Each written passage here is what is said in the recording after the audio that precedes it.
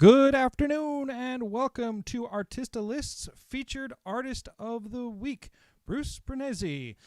I am here with your host, Chris, and as Chris calls me, I'm your coordinator of chaos, Sean. Let's bring him on up, and Chris will handle the rest. Here we go.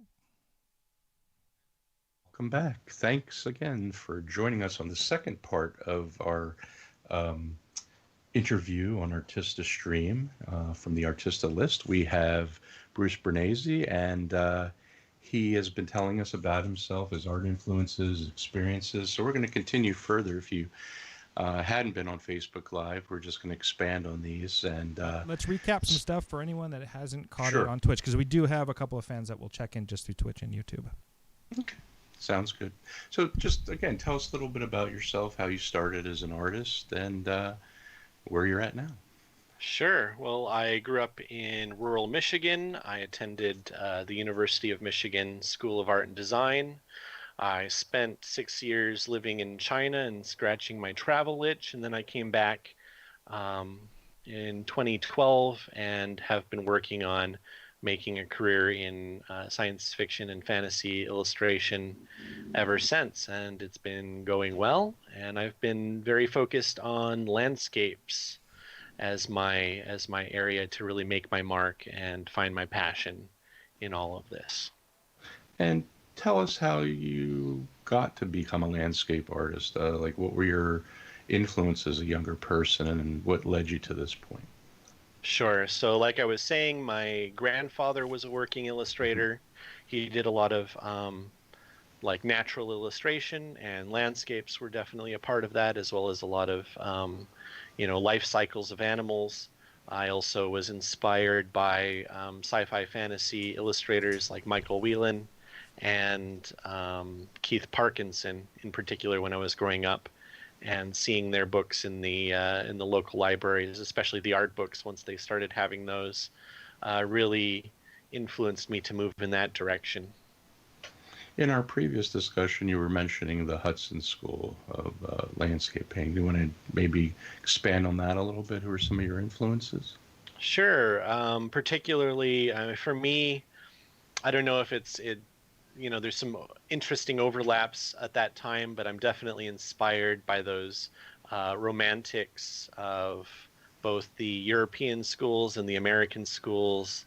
And I believe the American school, that is generally called the Hudson School. Hmm. But artists, particularly the ones once they started moving out of the Hudson River Valley, as it were, that's where I start to see a lot of the pieces that inspire me the most. Thomas Moran and Albert Bierstadt in Hmm. particular, um, being commissioned to go and do amazing inspirational paintings of the American West. Um, that particularly speaks to me. I Sure. love wilderness, and even though it is romanticized, it's not necessarily perfectly accurate in depiction of what's out here, but it very much captures the spirit of it. Um, Well, let's get to. We didn't get the chance to really bring up your work and talk about it, so let's bring sure. up artwork number one this time, and let's discuss this piece. Tell us what the theme is, what it was used for, maybe even the medium you're using, and how you employ, from concept to finish. Sure. So this is Trail of the Dream Titans. I'm particularly proud of this piece. It's my first piece that I got into Spectrum.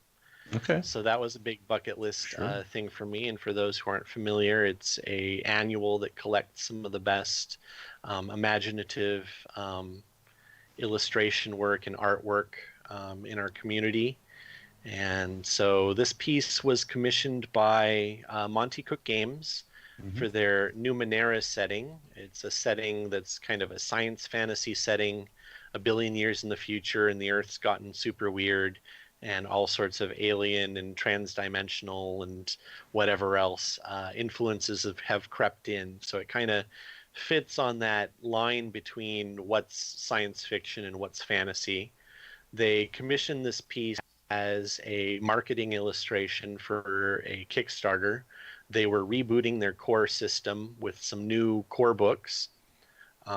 So it was, I think a very successful piece to introduce new people to Numenera and kind of show them the weird and the fullness that is that kind of setting. And then they actually additionally commissioned me because there was the initial version of this was a bit rougher. Um, they commissioned me to upgrade the piece as a full book illustration. Paid me extra for that, and now it's a chapter in their core book where they describe this community that lives near these giant dream titans, these walking um, pyramidal like giant creatures um, that trundle around the plane, and how there's kind of a um, I don't know, like it's almost a symbiotic relationship Mm-hmm. that's being described in this piece. These creatures give out sort of exotic chemicals that these communities then collect and they use for various purposes, create elixirs or whatever out of it. And when you're creating these concepts, are you basically doing everything by hand? Are you working any form of digital? I mean, I think your finishes are mixed, right? Or do you mostly do traditional? I mostly do digital, so Oh, this you is mostly do entire. digital. Okay. Yeah, this is entirely painted in Photoshop. Wow, that's amazing. From start to finish. I definitely like to carry a lot of the feeling of traditional painting, traditional illustration into my Absolutely. work. I love painterly look and painterly feeling, where you can actually, see a bit of the artist's touch. I'm not trying to digitally create a photo or Right. a video moment. I'm trying to make a piece of art that feels like a piece of art. Especially if you look more closely, like if you're able to see a large version of this image, you'll be able to see, some of the expressive paint strokes that I put into it. Do you create your own brush set? Do you work in multiple layers? You just work on one layer in Photoshop? Any type of process that you developed? Sure, I do use layers, but I don't like to over rely on them. Mm-hmm. For me, it always feels more natural when I can have as much of the painting as possible on one layer so that everything is interacting with everything else.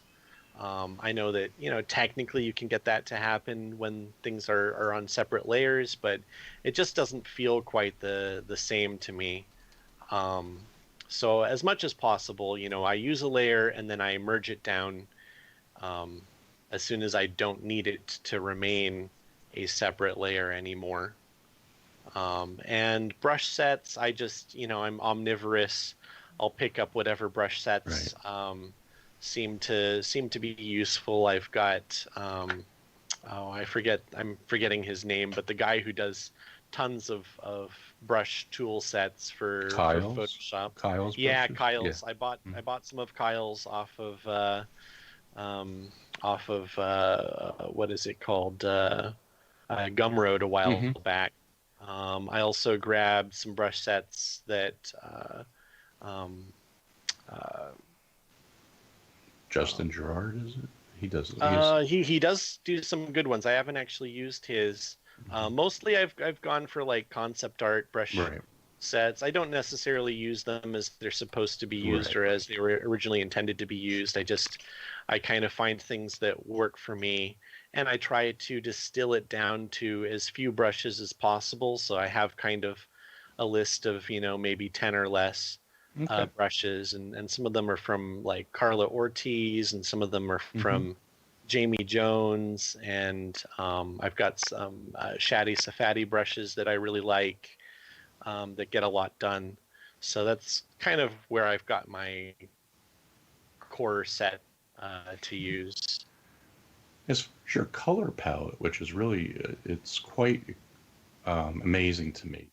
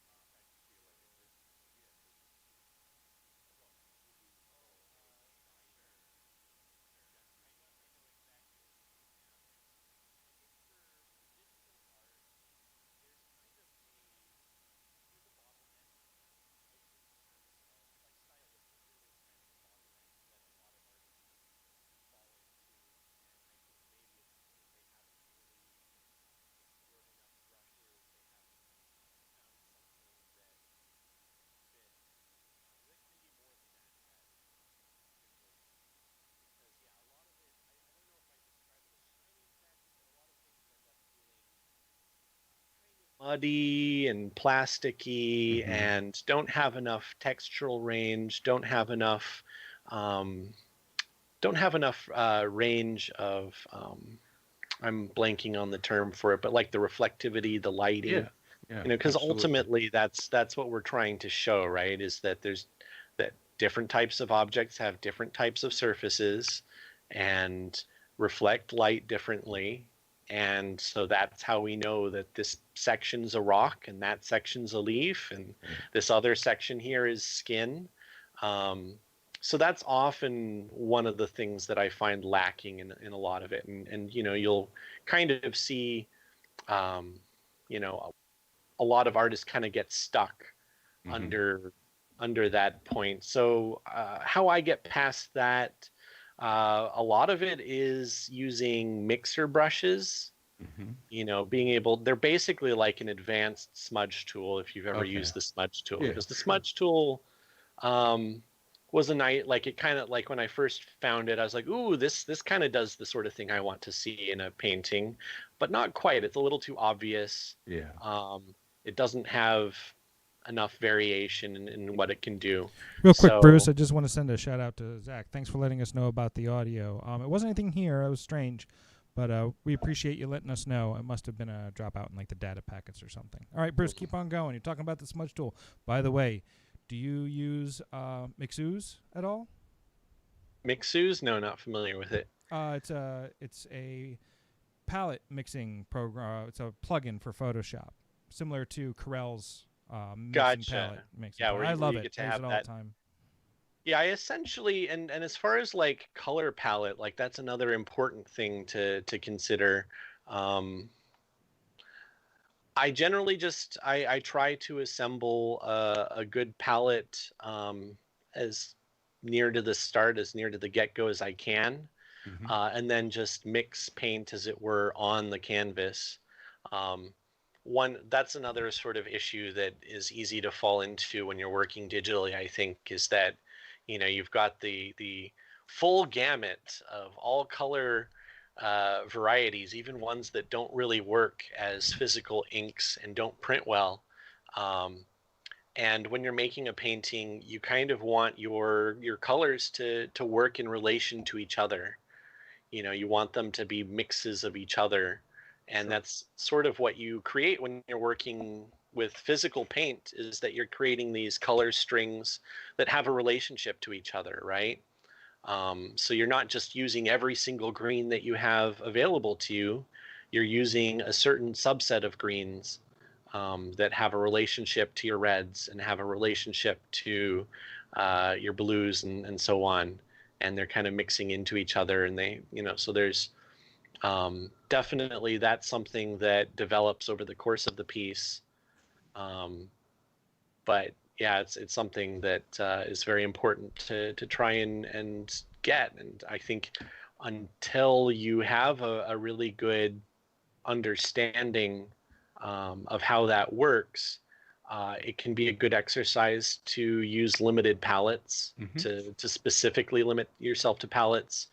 Something that James Gurney talks about a lot is like the color gamut, I think, Right. where you basically, if you had a palette that has all the available colors, and then if you were sort of to overlay it, mask it off so that you only have, like, say, a triangle shape on that, like, you have a certain range of saturations and hues available to you, and you're not going outside of that. Right. I think it's a very good mental exercise. It's a very good way to improve your color palette. Absolutely. Um, well, let's bring up the second piece of art. We can continue further on your methodology. Sean, if you can bring that up for us. We're going to number 2. Yep. Awesome. Real quick, before I transition to number 2, Bruce, you mentioned something about strings. So I come from the Riley lineage, if you will. Hmm. So strings are a big part of. I don't use them so much anymore, but maybe if I'm heading out into landscape and I just want to get something done, I might pre-mix. It really depends on what I'm painting or how I'm working. Digitally, I almost never touch strings. I probably should incorporate it. It might be interesting. So when you're talking, though, about strings of color, what you're really talking about is a specific range of color that correlates specifically like on the color wheel. You're not necessarily talking about actually having strings similar to like Riley, are you? It's a question. Yeah, I don't actually use strings. Like, I'm just saying it's related. I guess the mentality of Mm-hmm. limiting yourself to certain hues, um, ranges of hues, ranges of values for certain colors, ranges of saturation, Okay. depending on the color. So yeah, it's just, it's a comparable way of limiting yourself and having everything in your image connect to each other and not feel like, oh, where's this random red coming in that doesn't have any connection to the lighting that we've established by all of the other colors. Yep. Well, what's amazing to me is you really have and this would follow on Sean's topic of Riley. I think you have a real handle on chroma when you need it and when you don't. And like in the previous piece, the chroma is not punched up. Like in this one, you're starting to get a lot more chroma in there, a lot more brightness, and you're creating the light source here. So I just find it, you got a great handle on that. So explain to us what this piece represents. What's the story going on here? Sure. So this was a piece for Draco Studios, kind of an upcoming project that's just starting to be released. I was commissioned to do 5 landscapes that are sort of representing major factions. Mm-hmm. And this is an elven faction that is rooted in Imperial Chinese um, culture, Mm-hmm. architecture.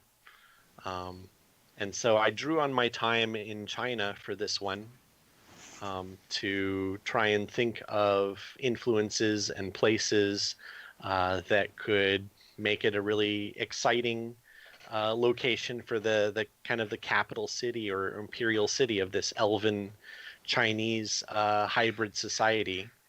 Um, so I drew on a location, Zhangjiajie, which is a national park in China that I visited and hiked a number of times when I was living there.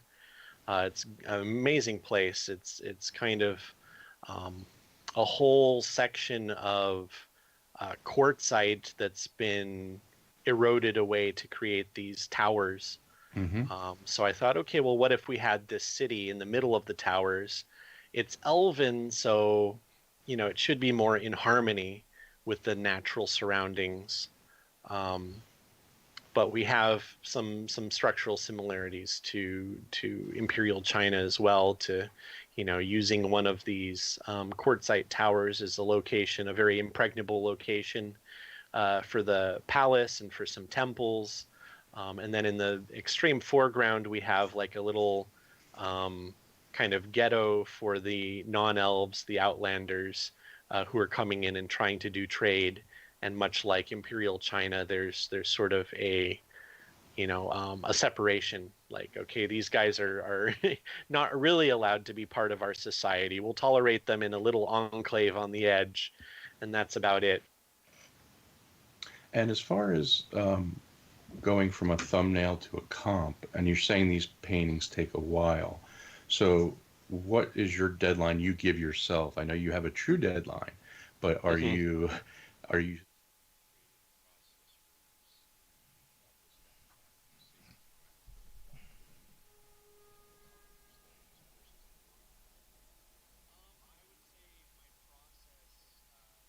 A lot. I don't have just one process. It depends on the commission and it depends on the piece, what I kind of feel like it's calling for in the time. Mm-hmm. This one didn't really start with thumbnails. It started with just a rough sketch where I was literally taking photos that I had taken myself in this location in Zhangjiajie. Um, and I'm sort of like moving pieces around and feeling out the composition, and then just kind of roughly sketched in. Okay, here's where I see this, this element being the brief for this piece. Said, okay, we need to have like these. I guess it's 5 focal points have to be in this piece. So I just moved elements around until I'm like, okay, I know where that's going to go. I know where that's going to go. I know where this other thing's going to go.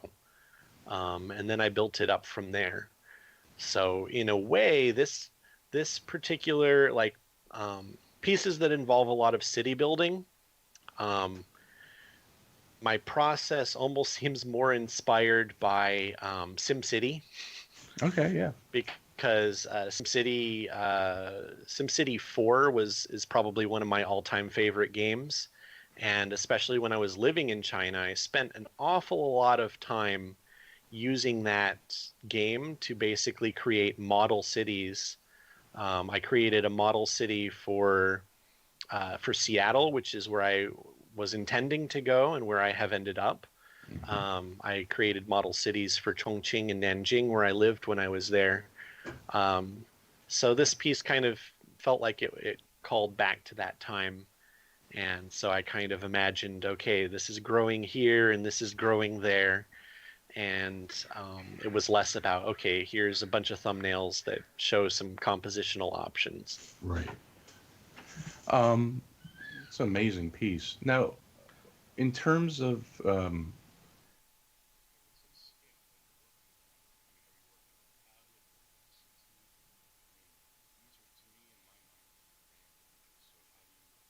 beyond, are you working, yeah, where you're looking at the screen and your hand is, are you seeing what you're drawing? I mean, what is your methodology as far as Yeah. So I am using a 21-inch Cintiq, and I have that set up parallel to, or yeah, I guess not really parallel, but right next to my main computer screen. So I can have reference on the one, and then I've got Sure. my painting on the Cintiq, and I'm drawing directly onto the image. As that's how the Cintiq works. And I've been working that way since I think 2014 Okay. or so. That 21-inch model is very popular. A lot of artists Oh, I it's talk to, great. they Yeah. they love that model, and Yeah. which is good to hear. I mean, the product lasts. Now, are you drawing anything traditionally and then scanning in or importing in and then going over, or you completely go digital from the get-go? No scanning involved. I've done that kind of process in the past, but it's not Hmm. really part of my general process. Sometimes when I need to concept out things, Hmm. sometimes I'll draw it in pencil or pen. Yeah. You know, just get out a pad of paper and do some of that. But for the most part, most of my pieces are 100% digital. Do you have like a tablet at all for like on the go, or you just strictly have this type of setup where you construct everything in your studio? You know, like an iPad Pro or. Yeah, I do. I do actually have an iPad Pro. I don't actually use it for a whole lot. Hmm. To be honest, when I got it and when I got Procreate, I played around with it a bit. Kind of liked it for sketching, but not enough to where it changed my overall Right. process. Right. Yeah. Gotcha. Okay. Let's go into artwork number 3, Sean.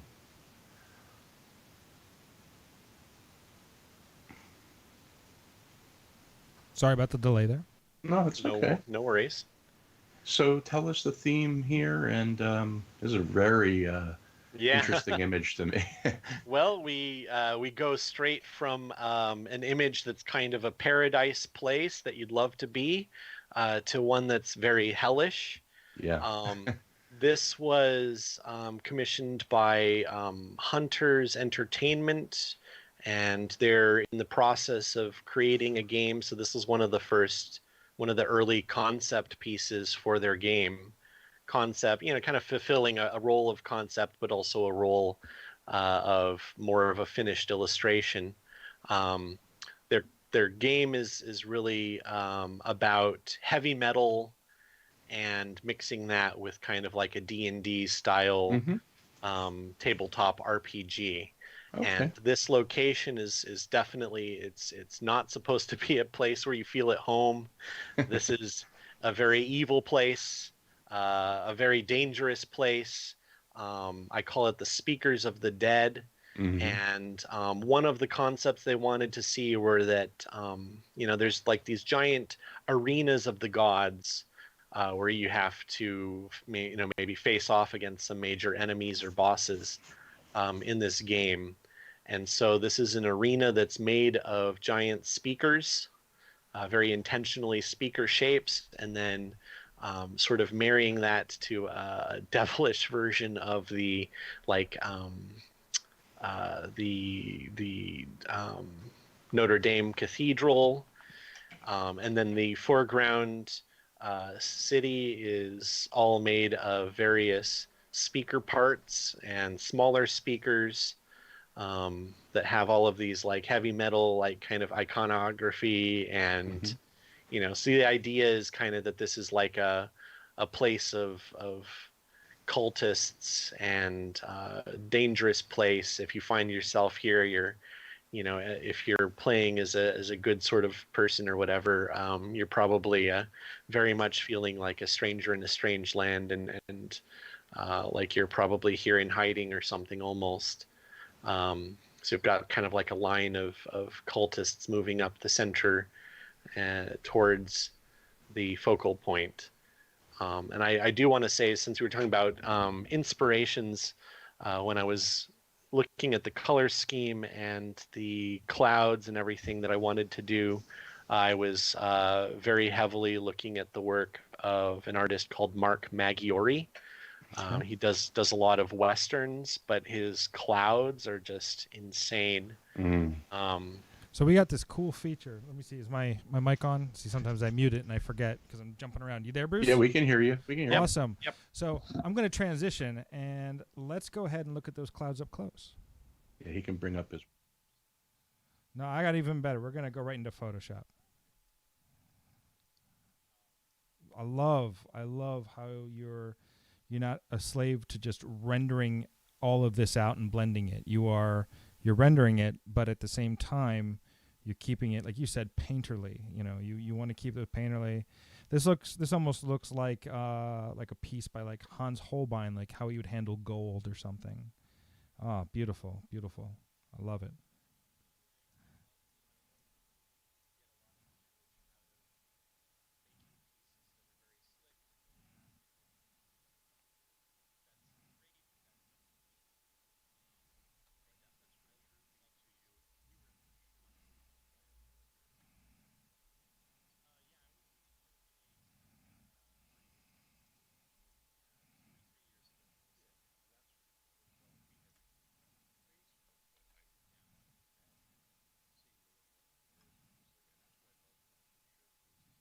So many diverse techniques and styles is that when I come across like yours, it was like I just sat there. It's like this is not your cookie cutter type, dragon image or something. I mean, this is something completely, that I just zeroed in on, and it's refreshing to see those different type of people.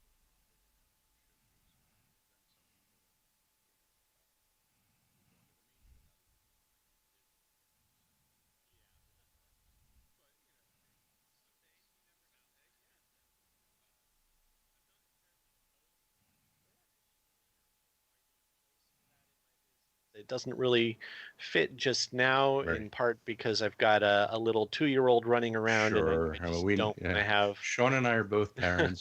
He's got a teenager. Don't want and I've got a toxic paints My everywhere. kid's not the problem. It's my cat. yeah, Yeah, if you noticed, he moved the cat off of him just a few minutes ago. Yeah, like the dude just won't get off me. He's always on me. Like at one point he was laying on the desk and he put his paw on the keyboard. And I was terrified he was gonna like shut you guys down. So, and then of course, just like any doting parent or pet lover, I've got a ton of pets here actually. Your studio wouldn't be complete with a cat if you didn't have colorful footprints running across your wood floors. So that's a pretty common occurrence here as well. Well, for those listening, why we started Artista.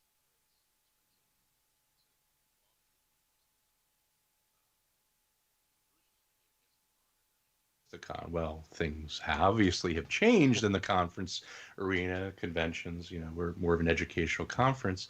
So we have no idea. It was supposed to be next spring when the next one will be in person. So we thought this would be an opportunity to help artists that actually those that are very much in the convention scene that rely maybe a third or half of their income to reach out to new potential clients and customers or new streams of revenue. So, in this series, this is really the main issue, is that we're trying to get great artists seen even more than they already are seen. We're trying to get them, and fledgling or seasoned artists like Bruce, and we're trying to get them seen. So if you are watching this, please consider going to his website. We're going to have all that information up, and consider buying some of his art. If you're an art buyer, if you're an art director, reach out to him. And we were just on a webinar for Animation Palooza for Wacom last week, and I'm just seeing a lot of what you were talking about, not liking characters, and they had animators on just doing backgrounds. I mean, Yeah. but they were illustrators, so it's like there's so many different avenues that I can see your work being applied to, and that goes to our next question: is what do you offer potential clients, and where do you want to maybe branch into, or what is on your bucket list, of so to speak, or where you're at and where you want to be in 5, maybe 10 years? Sure. Well, for the moment, yeah, my focus is very much landscapes, as I said. The weirder the better, especially ones where I am given some latitude Mm-hmm. to, bring something to the table conceptually. A lot of the work, I kind of feel like, really the work that I did for Numenera in particular is what has really put me on the map. And it's done so because their needs and my needs as an artist and a world builder match so well. Like they're looking for weird things. They're looking for, things that they haven't seen before. Um, they're not looking for just same old sci-fi and fantasy Mm-hmm. tropes. They're looking for new twists and stuff. So that's what I really enjoy the most. I would say is when the problem to solve is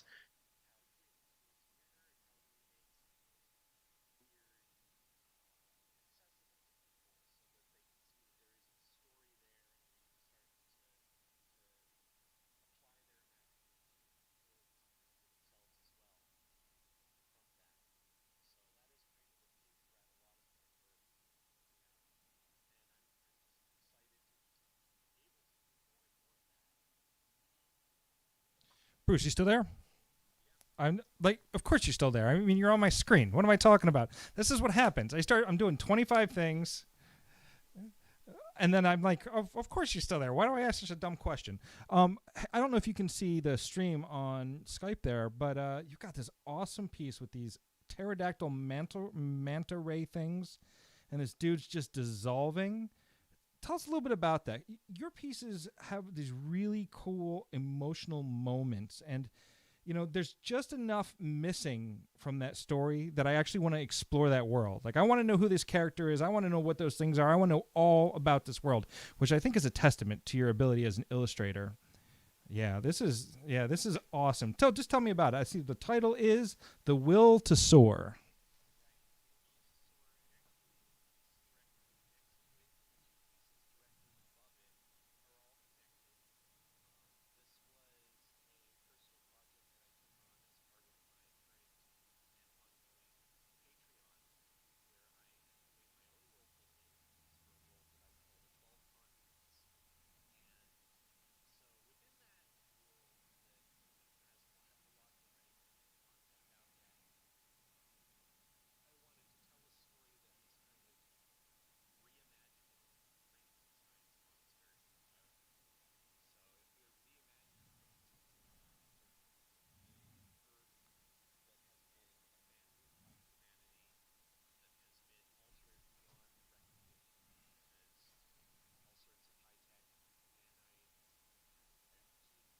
have gone through and really altered things. Um, this creation left behind by human machines has popped this guy out, and he feels abandoned by his creators. Basically, like he's in this wasteland filled with their relics, and they have gone. So I did a series of 4 pieces that explore that, explore imagining Frankenstein's monster in the post-apocalyptic wasteland. Thanks for the heads up, Zach. Sorry, Bruce. Apparently, when we switched to the web browser, it kicked off your microphone. So it's Oh. okay. We're back. Oh, No, no. we caught it. I got it. We're good. All right. Well, to recap what I just said then, the pieces when we were looking at my website were from a personal project on Patreon that I've been doing, a world building project called The 12 Continents. And the first story that I elected to tell within that world is a reimagination of Frankenstein's monster. And so it's Frankenstein's a monster, but like an experiment abandoned by humanity because humanity has left the entire planet behind. And he's one of their many, many experiments and things that were just, left to run. And he popped out and he's left in the wasteland to come to grips with his origin and with himself. So I did a series of 4 pieces exploring that. Great. And one of those also got into Spectrum for this year's book. So that's another series of images I'm just very, very proud of. Phenomenal. I just love your mood, the color. I mean, your color palettes, everything about it. It's just, I want to see more of your work out there as much as Thank you. I appreciate that. Yeah, absolutely. It's just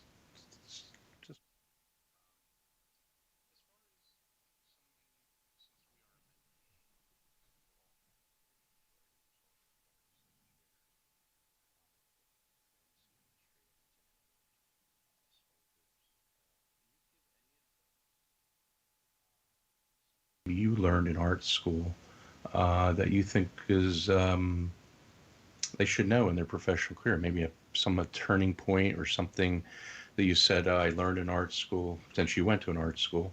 Not everybody, has that ability. There's other Sure. avenues of learning that may have, changed your path or led you on a path to where you're at.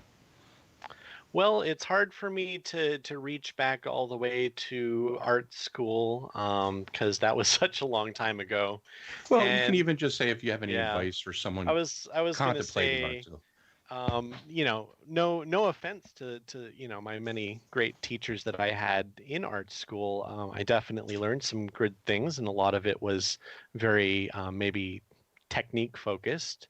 I feel like I've learned a lot more sense though, and a lot of the key insights have been trying to build a business to support the kind of art and the kind of world building that I want to do. And so much of that, most of the learning is, like the 90% of the iceberg that's under the water has nothing to do with formal education per se. And I would say, maybe it seems like an obvious lesson to say, but one of the main learning turning points that I had was learning how important networking is. Because my first year, like I was saying earlier in the program, when I started, when I quit my last sort of day job, and I tried to make a go of it, 2015, boy, that was a very painful year of trying to pick up clients any way I could, and mostly you don't hear anything back if you're not known, if you're not a known quantity. I was applying to everything that seemed like a reasonable fit on websites like conceptart.org, and that didn't work for me. I picked up some clients on Craigslist, and for the most part, honestly, some pretty terrible clients who paid very, very little or nothing. Yeah. So it was a exposure, very exposure bucks. yeah. I mean, I did a whole series of interior illustrations, like 30 of them. I was being paid like $40 a pop. Don't do that, okay? Just don't do that. You're worth more than that. Absolutely. You say that all the time. So maybe a side lesson is, if your option is between doing a $40 commission and doing, if you can afford to, if you can, do any kind of day job to support spending time on your portfolio and the stuff that you're passionate about instead, do the passion, okay? Because that's how you're going to get the good jobs down the line. But I had no network. I had no one who knew about me. I didn't, like my, coming back off that I had done in college, which is one of the main benefits of going to an art school, I will say, had kind of withered. Like none of those contacts were fresh. Everyone had gone off in a thousand different directions, many of them not to art. So that wasn't really of much use to me. And I kind of had a light bulb go off at one point when I went to a local indie game developer event here in Seattle, and I was talking to one of the artists, one of whose work was being featured in the little talk they were doing, and I got a commission almost immediately. Wow. Because she looked at my work. She was like, "Oh yeah, you can do the thing." We had we chit chatted for like an hour or so. Like, she got a sense of me as a person, and she had a client piece that she didn't have time to do. So she passed it off to me. And I had, like really my first, or one of my very first proper professional gigs right off the back of meeting someone, and a fellow artist at that, not as a competitor, but as someone who is like, hey, I'm going to pay it forward. I'm going to pass it on. Sure. So I think that's one of the big benefits that people coming in don't realize, is that most of this community is not your competition, Right. especially if you make an honest niche for yourself. Most of these people are not doing the thing in your niche, and so they're not your competition. They might be like, I love characters, and this client came to me wanting uh, landscapes, but I know that Bruce does landscapes, and he's a good person, and he does them well. So I can, in all good conscience, make a recommendation that my client go to him for that, because it'll be a huge pain for me. So that's also how I got the work with Numenera, a friend of mine who does really amazing, sort of more like linear cartoon type character-based work. Very successful guy, Nate Taylor. He ended up passing the stuff, letting me know about some Numenera work, and getting me in contact with his client contact that he'd done a lot of work with, and the rest is history. Yeah. So if I That's hadn't very made those important. contacts, I wouldn't have any of this. Yeah, we stress that at Artisticon all the time, and that's the whole concept behind it is, networking, mentorship, coming to. I mean, right now we're a little hindered with COVID and being Yeah, able to go it's to definitely events, but a that huge organic setback. quality, meeting people, you're striking up conversations and, Yeah. like mind, and I think that's what social media gave us. I mean, I'll be 50 this year, but like when I came out of art school, I would never have the ability to sit there and chat with one of my idols or somebody that, you know, uh, influenced me in school unless it was a direct introduction through somebody I had.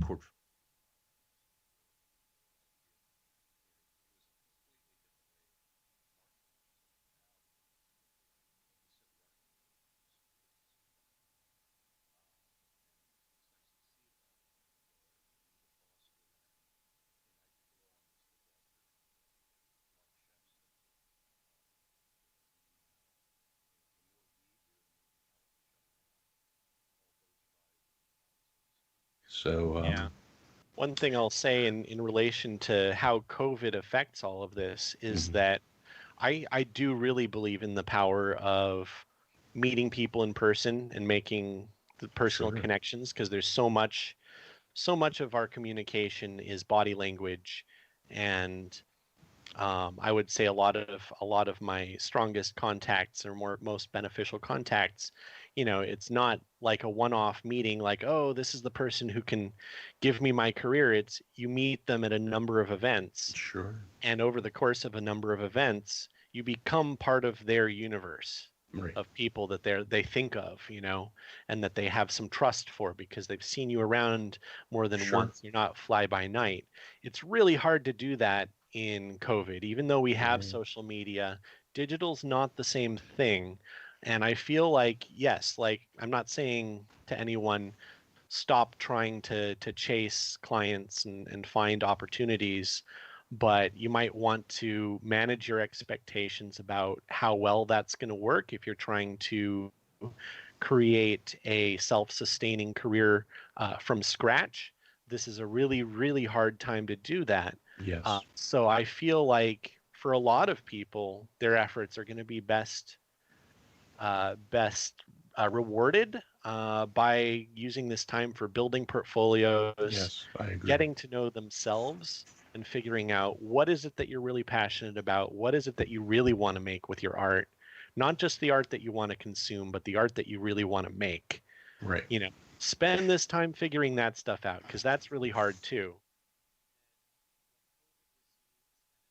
To meet people again, you will be ready. The opportunities that come your way when you actually get to meet people are going to be amazing, and you'll be ready to just, for a running start at that point. I 100%, 1,000% agree. I mean, I think, people are going through a lot of stress right now, and I see on the chats and stuff a lot of defeated attitudes, and I feel don't be so hard on Sure. yourself. Yeah. Try to take a step back. Uh, get out of the mindset. And also, I mean, you and I both get into the political. I have to step back from Sure. that Yeah. sometimes too. Absolutely. It's like you're inundated. So, it can totally affect your mindset. And I say, feel all these emotions, live through them. This is Yes. what makes you an artist. And we all are suffering from this right now, one way or another. And be kind to yourself and be kind to others. That's really, I think, the gist of my philosophy in life. Yes. Is, and there's things we cannot control. That's out of our control. We can help, push things in certain directions, but, to try to take on the world and, we're going to change everything from our little desk. Sometimes that's a little overwhelming too. So, yeah.